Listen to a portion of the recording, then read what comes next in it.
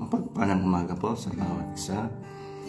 At ngayon po ay morning devotion sa dito po sa DFC Sinfong, Taiwan, na pinapangunahan po ng aming Pastora Casper Chen. At bago po tayo makinig sa salita ng Panginoon, tayo muna ay umawit sa ating Panginoon. Amen po. Good morning po sa bawat isa na naka-join na po. At tayo po ay magsisimula sa ating pag-aawitan. Amen po.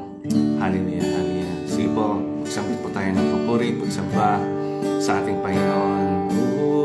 Purihin ka,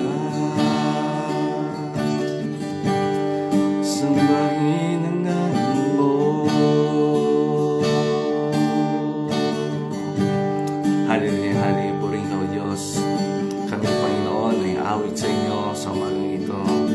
Kayo lamang, Panginoon, ang aming sandigan. Kayo, Panginoon, ang aming kabutihan, O God. Hallelujah. Sige po tayo umawit. Tiwala sa akin, O Diyos, di kayo bibiguin. Magtatapat sa inyo, maglilingkod ako. O Diyos, kay buti nyo. Sa ating pagkakataon, kayo lamang, O Diyos, kayo lamang ang nagtiwala sa akin. O Diyos, di kayo bibiguin. Magtatapat sa inyo, maglilingkod ako. O Diyos, kay buti nyo. O Diyos, kay buti nyo. O Diyos, kay buti nyo.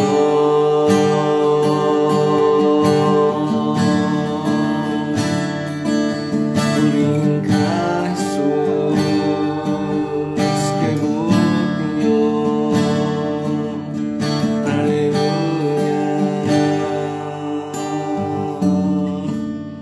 Hallelujah, hallelujah. Purihin ka, O Diyos, sa umagang ito. Salamat, Panginoon, sa umagang ito na kami ay narito muli, Panginoon, sa iyong gawain, Panginoon. Salamat, Panginoon, sa iyong mga anak, Panginoon, na dumalo sa online na ito, Panginoon. Hallelujah. Pagpalain niyo po ang bawat isa na narito, Panginoon, sa online. Hallelujah. Purihin ka, Diyos. Sambahin ang iyong pangalan, O God.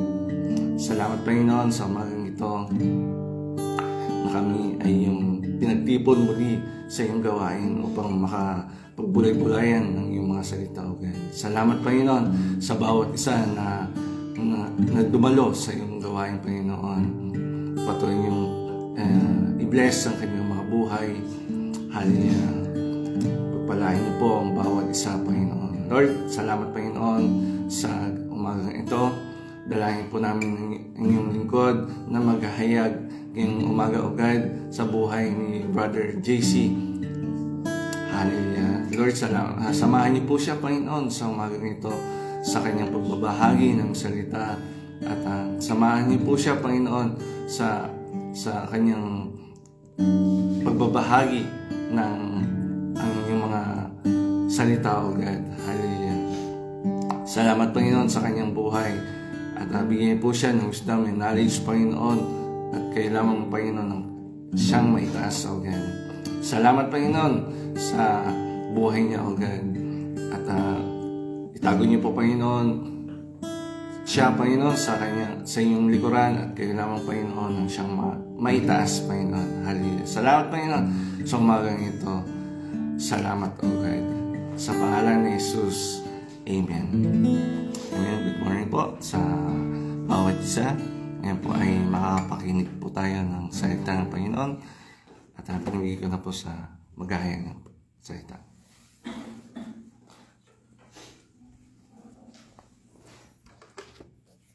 Purihin ng Diyos, isang mapagpalang umaga po sa buhay ng bawat isa. Kung may patuloy po tayong kinapapanabikan sa bawat araw ng ating buhay, yun ay yung makasama natin ng totohanan, ng malapitan, ng mukhaan ang ating Panginoong Hesus. At patuloy tayong magalak sa umagang ito dahil patuloy na gumagawa at kumikilos ang Diyos sa lahat ng kanyang mga anak, sa lahat ng mga taong tunay na nananampalataya sa Kanya.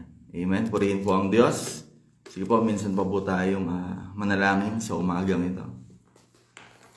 Hallelujah. Aming Diyos na mabuti, dakila at makapangyarihan sa lahat. Tunay na napakabuti niyo, Panginoon. Salamat, Panginoon, sa lahat ng mga pagpapala, Panginoon, na aming nararanasan sa aming buhay. At salamat sa patuloy na kalakasan dahil sa mga oras ngayon, Panginoon, kami ay patuloy na nakakapagpatuloy dahil lamang sa inyong habag at biyaya. Patuloy niyo po kaming samahan sa pag-aaral ng inyong mga salita sa umagang ito. At patuloy yung mga salita ay maging pagpapala at kalakasan sa lahat ng mga mananampalataya, Panginoon, maging sa lahat ng mga manonood sa umagang ito, Panginoon. Patuloy, Lord, kayong maitaas sa aming mga buhay, sa aming kalagitnaan, at ang pagsama ng Banal na Espiritu Santo ay aming dalangin sa umagang ito. Salamat po, Ama. Ito po ang aming samot dalangin sa inyo pong lahat ng papuri, parangal, at ang kapangyarihan sa pangalan ng aming Panginoong Hesus. Amen. Amen. Purihin po ang Diyos. Samahan niyo po akong makibukas sa Mateo chapter 25, verse 1 hanggang sa mga sumusunod. Ito po yung the parables of 10 virgins. So, ang talinghaga ng 10 dalaga. At pinamagatan ko po ang ating pag-aaralan sa umagang ito, Be Prepared. Alam ko sa lahat ng mga totoong mananampalataya ng ating Panginoong Hesus, inaantay yung pagkakataong iyon, yung araw na iyon, na tayo ay makasama ng ating Panginoong Hesus doon sa langit na bayan. At habang tayo ay naghihintay ng pagkakataong iyon, ng araw na iyon, maging handa po tayo sa bawat araw. Wag po tayong maging kampante sa bawat araw dahil ang mga tunay na lingkod ng Diyos sa bawat araw ay patuloy na nagiging handa, patuloy na kumikilos upang magamit sa pinakamainam na paglilingkod, upang sa gayon madatnan tayo ng ating Panginoon na naglilingkod sa Kanya ng buong lakas, ng buong pag-iisip. Kaya po ang sabi po dito sa Mateo chapter 25 verse 1 hanggang sa mga sumusunod, ang paghahari ng Diyos sa araw na iyon ay maitutulad sa kwentong ito. May 10 dalagang lumabas na may dalang ilawan upang salubungin ang lalaking ikakasal. Verse 2. Ang 5 sa kanila'y mangmang at ang 5'ay marurunong. Verse 3. Ang mga mangmang ay nagdala ng ilawan pero hindi nagdala ng reserbang langis. So, doon po sa una, sa verse 3 po, makapansin po natin doon, parehas yung mangmang at yung marurunong na may ilawan. Ngunit ang pagkakaiba po, dahil sila ay marunong na nagmumula sa ating Panginoon, yung kaalaman at karunungan, nagdala po sila ng reserba. So be wise po, mga kapatid. Habang ang marurunong naman ay nagdala ng reserbang langis para sa kanilang mga ilawan, natagalan ang pagdating ng lalaking ikakasal, kaya ang mga dalaga ay nakatulog sa paghihintay. Kaya po nung ang Panginoong Hesus ay nananalangin doon sa lugar ng Gethsemane, na sinama niya yung kanyang 3 mga disipulo, nang habang siya ay nananalangin, after niyang manalangin, nadatnan niya yung 3 na natutulog. Ano pong pinapakita sa salita ng Diyos? Na maging prepared po tayo. Patuloy po tayong manalangin. So sa pananalangin, sa pamamagitan ng pananalangin, mailalayo tayo sa anumang tukso. Sabi sa ibang mga talata, sa baba ng talata, Manalangin tayo. The spirit is willing, but the flesh is weak. Dumadating sa punto ng ating buhay na nakakaranas tayo ng panghihina physically. Pero sa pamamagitan ng tuloy-tuloy na pananalangin, naroroon pinapalakas tayo ng banal na Espiritu Santo. Nang hating gabi sa verse 6, biglang may sumigaw, "Nariyan na ang ikakasal. Halikayo't salubungin ninyo." Nagising ang 10 dalaga at hinihanda ang kani-kanilang ilawan. Sa verse 8, sinabi ng mga mangmang sa marurunong, "Pahingi naman ng kaunting langis. Malapit na kasing mamatay ang mga ilawan namin." Sa verse 9, sumagot sila, "Hindi pwede dahil hindi magkakasya sa atin ang langis. Pumunta na lang kayo sa tindahan at bumili para sa inyo." Sa verse 10, kaya umalis ang mga mangmang na dalaga para bumili ng kanilang langis. Habang wala sila, dumating ang lalaking ikakasal. Ang 5 nakahanda ay sumama sa kanya sa handaan. Pagpasok nila, isinara ang pintuan. So yung mga mangmang po, dahil sila ay wala, they don't have reserve oil for their lamps. Kaya po sila ay naghanap. Pero sa pagkakataong iyon, sa puntong iyon, sila ay naghahanap. Biglang dumating ang Panginoong Jesus. Kaya nga po ang sabi po sa pangalawang Pedro chapter 3 verse 10, "The day of the Lord will come like a thief." Ang pagdating ng Panginoon ay tulad ng isang magnanakaw. At ang sabi po sa Mateo chapter 24 verse 36, tungkol sa araw o sa oras ng aking pagbabalik, walang nakakaalam nito, kahit ang mga anghel sa langit o ako mismo na anak ng Diyos. Ano pong pinapakita sa salita ng Diyos? Be prepared. Maging handa po tayo.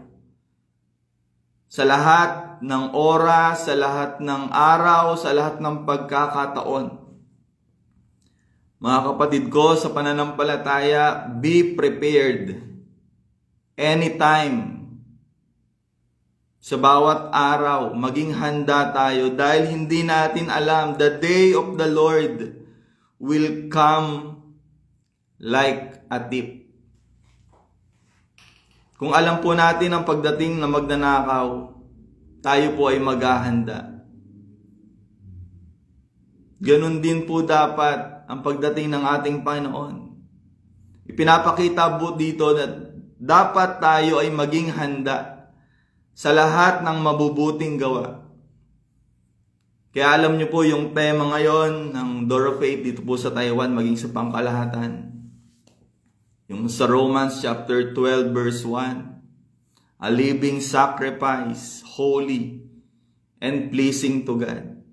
Ang mga talatang po ito ay nagpapakita ng pagiging handa, blameless, set apart. Dahil banal ang Diyos. 1 Peter chapter 1 verse 15 to 16. Banal ang Diyos na tumawag sa inyo, kaya dapat magpakabanal din kayo. Tayo yon, mga kapatid ko, sa pananampalataya. Sapagkat sinasabi ng Diyos sa kasulatan, magpakabanal kayo dahil banal ako. You must be holy. We must be holy. Tayong mga naniniwala at nananampalataya sa Panginoon, hindi sapat yung naniniwala lamang. Hindi sapat na tayo ay sumasampalataya lamang. Hindi sapat na gumagawa tayo ng mabubuting bagay. God is holy. So we must be holy. A living sacrifice, holy and pleasing to God. Mga buhay po ba natin sa bawat araw ay nagiging buhay na handog para sa Panginoon?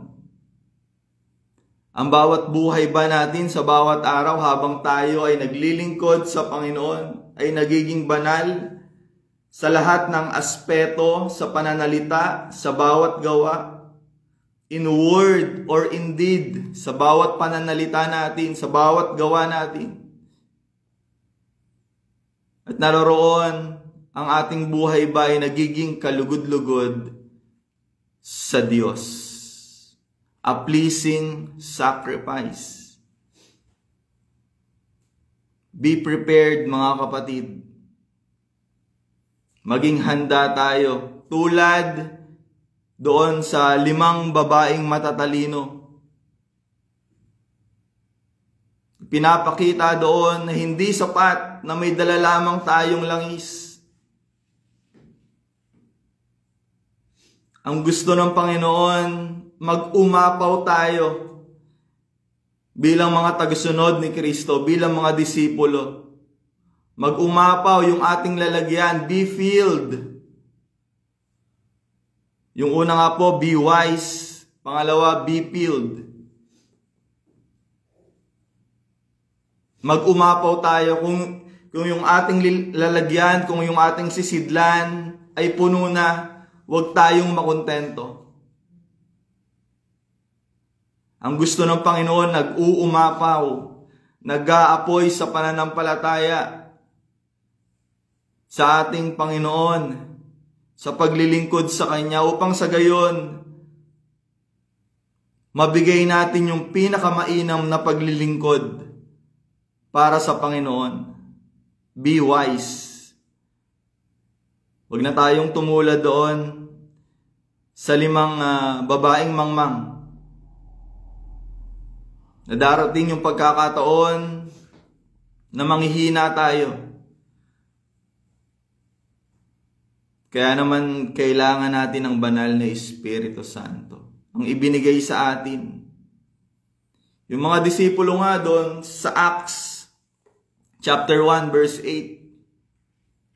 Sinabihan sila ng Panginoong Hesus na wag muna silang aalis.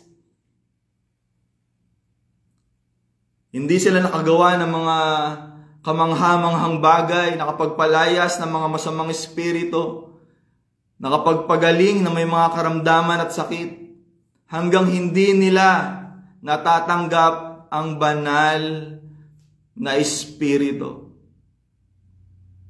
Isang patunay na nagpapakita na hindi dahil sa ating lakas o kakayanan,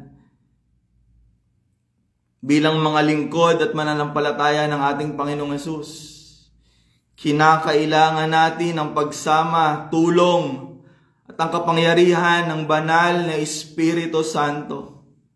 We must the power of the Holy Spirit. Malinaw na sinabi ng Panginoong Hesus doon sa mga disipulo, sa mga naunang disipulo. Kaya nung natanggap nila, the moment that they received the power of the Holy Spirit, nakakita si Pedro ng isang lalaking lumpo. Sinabi niya na wala siyang ginto o wala siyang pilak. Ang tanging meron lamang siya sa pangalan ng Panginoong Hesus, in the name of Jesus Christ of Nazareth, tumayo ka. At sa pagkakataong ding yun, sa kapangyarihan, sa pamamagitan ng kapangyarihan ng banal na Espiritu, napagaling nila Pedro yung lalaking lumpo. Be prepared, mga kapatid. Maging handa po tayo. Wag po tayong sinasabi nila na maging pabanjing-banjing na Kristiyano. Dahil hindi natin alam, kahit ng mga anghel o mismo ang Panginoong Hesus, hindi alam ang kanyang pagbabalik. Tanging ang Ama lamang na nasa langit ang nakakaalam ng muling pagbabalik ng anak ng Diyos. Ano pong dapat natin gawin mga kapatid sa umagang ito, sa bawat pagpapatuloy ng ating pananampalataya at sa ating Panginoong Hesus? Be prepared. Be prepared. Be prepared. At sa verse 11 po, sa ating teksto, sa Matthew chapter 25, maya-maya ay dumating na ang 5 mangmang na dalaga at nagsisigaw, papasukin niyo po kami. Ito pong nakakalungkot. Ano po? Bagamat sila ay may handa, may dalang ilawan, pero hindi po sapat ang dala nilang ilawan. Naiwan po sila nung dumating na yung ikakasal, yung lalaking ikakasal. Maya-maya ay dumating na ang 5 mangmang na dalaga at nagsisigaw, papasukin niyo po kami. Pero sumagot ang lalaki, hindi ko kayo kilala. Nakakalungkot po sa pagkakataong ngayon, sa puntong iyon ng ating pananampalataya. Akala natin sapat na, akala natin na ibigay na natin ang lahat ng pinakamainam na paglilingkod para sa Panginoon. Pero ang sabi sa Mateo chapter 7 verse 21 hanggang sa mga sumusunod, marami ang tumatawag sa akin ng Panginoon, pero hindi ito nangangahulugan na makakapasok sila sa kaharian ng langit. Ang mga tao lang na sumusunod sa kalooban ng aking Amang nasa langit ang mapapabilang sa kanyang kaharian. The will of my Father who is in heaven.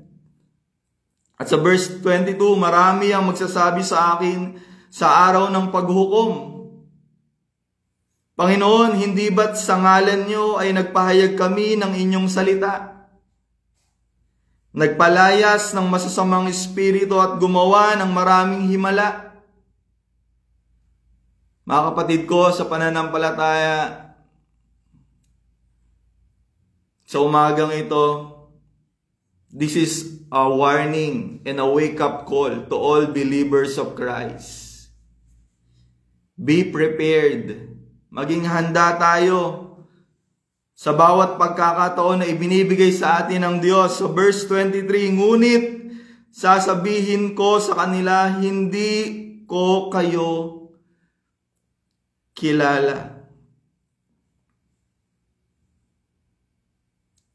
Masakit na katotohanan.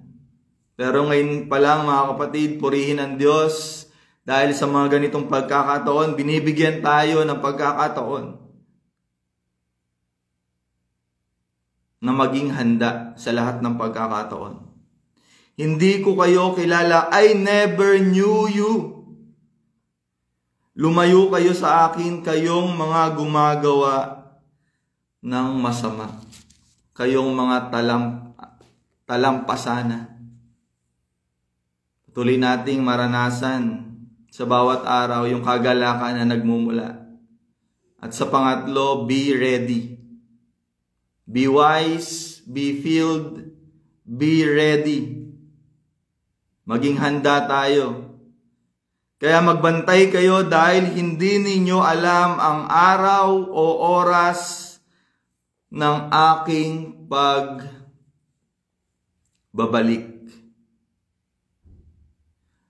Mga kapatid ko sa pananampalataya, sa umagang ito patuloy tayong palakasin ng salita ng Diyos at patuloy to all believers of Christ, to those who really believe, truly believe, to Christ, to the Messiah, the Son of the living God. Patuloy nating palakasin yung congregation. To all believers of Christ. Patuloy yung buhay ng bawat isa ay maging pagpapala sa bawat kapatiran. Be prepared. Sa lahat ng ating gagawin sa umagang ito at sa mga darating pang araw na ibinibigay sa ating pagkakataon ng ating Panginoon. Be prepared. Maging handa po tayo sa bawat pagkakataon. Be wise. Katulad po ng 5 babaeng birhen na hindi lamang basta nagdala ng ilawan, nagdala ng reserba. At sa pangwakas po, ang sabi po sa Matthew chapter 24, verse 12 to 13. Lalaganap ang kasamaan at dahil dito manlalamig ang pag-ibig ng marami ng mananampalataya. Ito po, sa verse 13, ngunit ang mananatiling tapat hanggang sa wakas ay maliligtas. Sa malalim na salin po, datapwat ang magtitiis hanggang sa wakas ay siyang maliligtas. The one who stands firm to the end will be saved. Purihin po ang Diyos, mga kapatid ko, sa pananampalataya. Patuloy po tayong magnasa sa umagang ito. Sa lahat po ng naniniwala at lubos na nananampalataya sa ating Panginoon. At sa gawain ngayong umaga, patuloy po tayong samahan ng Banal na Espiritu at patuloy palagi sa ating buhay ang maparangalan ay ang ating Panginoong Yesus. The one who stands firm to the end will be saved. Be prepared, mga kapatid. Sige po, patuloy po tayong manalangin. Sa umagang ito, maraming Diyos, salamat Panginoon sa inyong mga salita na naihayag, Panginoon. Patuloy niyo pong ihanda ang buhay ng bawat isa, Panginoon, sapagkat malinaw, Panginoon, na hindi namin alam ang muli ninyong pagbabalik, Panginoon. Kaya naman, patuloy niyo po kaming tulungan, gabayan, sa pamamagitan ng kapangyarihan ng Banal na Espiritu Santo. Pagpalain niyo po, Panginoon, lahat po ng mga iglesia na magdaraos ng gawain sa umagang ito. Dalangin namin ang katagumpayan at ang pagsama ng inyong banal na Espiritu Santo ay sumabawat isa, Panginoon. Sa lahat ng mga lingkod nyo na gagamitin, Panginoon, samahan nyo po sila. Kasihan nyo po sila ng inyong kapangyarihan. Kayong patuloy na magsalita at mangusap sa kanilang buhay. At gamitin nyo lamang kanilang buhay na maging pagpapala at kalakasan, Panginoon. Hindi lamang sa umagang ito, maging sa darating pang mga araw, Panginoon. Salamat po, Ama. Kayong patuloy na maitaas sa buhay ng bawat isa, Panginoon. Sa lahat ng leaders ng Door of Faith Organization Church, Panginoon, continue to anoint them. Patuloy niyo po silang samahan at palakasin, Panginoon. Salamat po, Ama, sa inyo po ang lahat ng papuri, parangal at ang kapangyarihan. Ito po ang aming samot dalangin sa pangalan ng aming Panginoong Hesus. Amen. Praise God po. To God be all the glory po. Purihin po ang Diyos.